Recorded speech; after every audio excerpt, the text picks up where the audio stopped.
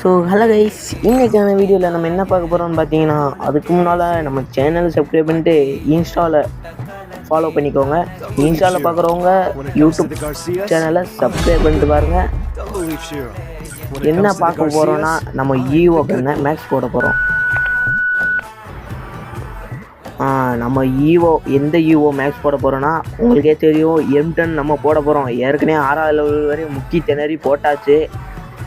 இன்னும் ஒரே ஒரு லெவல். நம்மகிட்ட இருக்க டோக்கனை பாருங்கள், 617 டோக்கன் இருக்கே. நம்ம இந்த கன்னை ஒவ்வொரு கன்னாக நம்ம மேக்ஸ் போட போகிறோம். M10 போடுவோம், அடுத்து கோப்ரா அந்த கன்னை போடுவோம்.